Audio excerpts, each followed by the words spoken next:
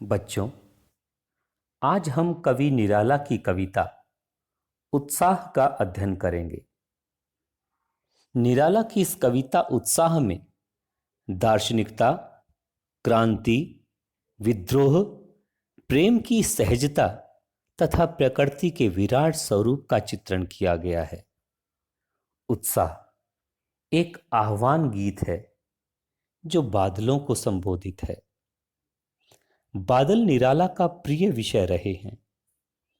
कविता में बादल एक तरफ पीड़ित प्यासे जन की आकांक्षा को पूरा करने वाला है, तो दूसरी तरफ वही बादल नई कल्पना और नए अंकुर के लिए विध्वंस, विप्लव और क्रांति चेतना को संभव करने वाला भी।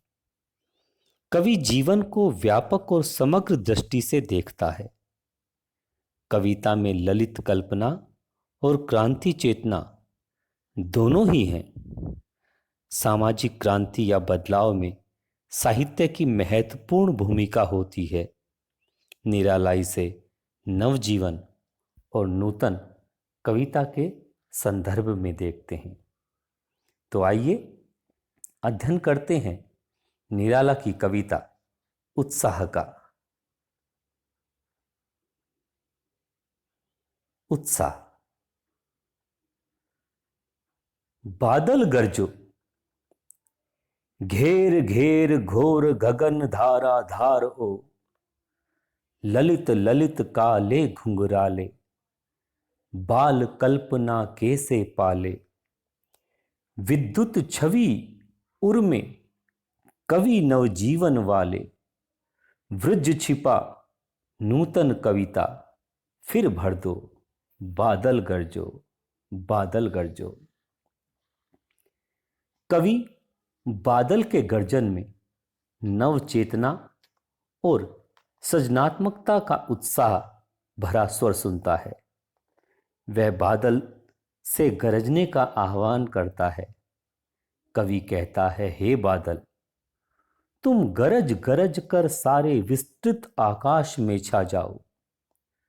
सुंदर काले घुंघराले केशों जैसे रूप वाले बादलों, तुम गरजो। तुम एक कवि के समान हृदय में बिजली की चमक जैसे उत्साह से पूर्ण हो। तुम संसार में नए जीवन का संचार करने वाले हो। अपनी वृज जैसी विध्वंसक शक्ति को छिपाए रखो और मेरे हृदय में एक नवी कविता को जन्म दे दो। हे बादल, तुम गरजते रहो। इस कविता के माध्यम से ओज स्वर को प्रमुखता प्रदान की गई है। कवि अपनी ओजमय वाणी के द्वारा जन सामान्य में क्रांति के बीजों को उत्पन्न कर आम जन के अंदर चेतना के स्वर को जागृत करना चाहता है।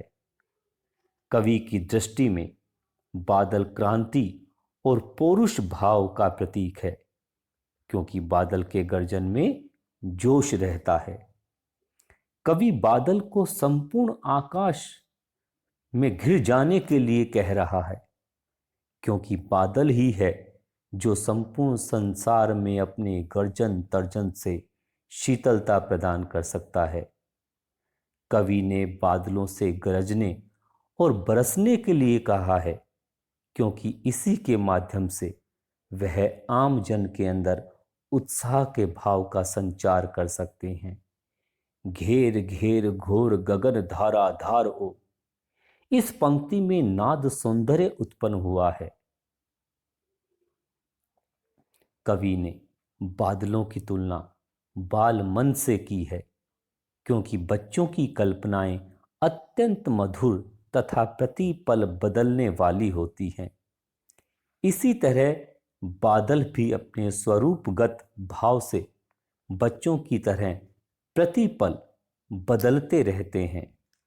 बादल सुंदर हैं, उनके बाल काले तथा घुंघराले हैं, साथ ही वह बाल कल्पनाओं के स्वरूप को धारण किए हुए हैं। विद्युत छवि उर्मे कवि नव जीवन वाले।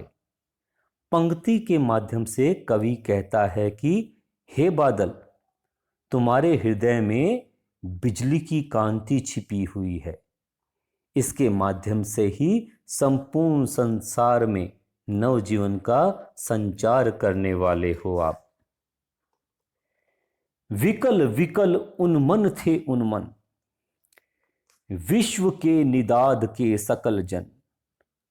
आए अज्ञात दिशा से अनंत के घन, तप्त धरा जल से फिर शीतल कर दो।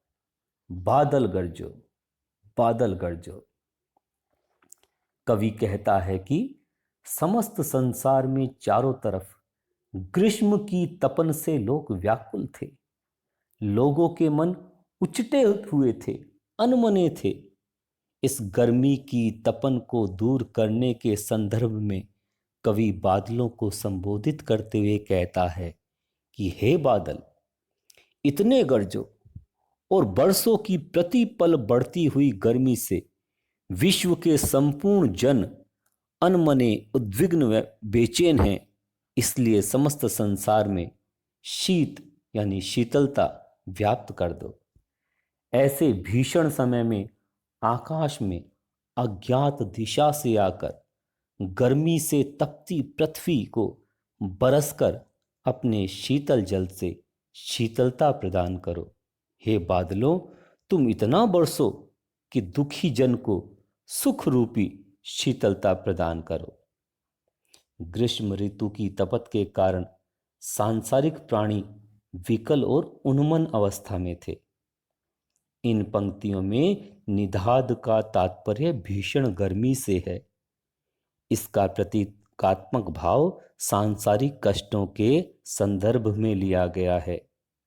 अज्ञात दिशा से बादलों का आगमन हुआ, जो बरसकर भीषण गर्मी की तपन से लोगों को राहत देकर चले गए। तप्त धरा का शाब्दिक अर्थ है गर्मी से तपती हुई धरती, तथा इसका संकेतात्मक अर्थ है दुख से पीड़ित धरती। इस गीत की रचना संबोधनात्मक शैली में की गई है।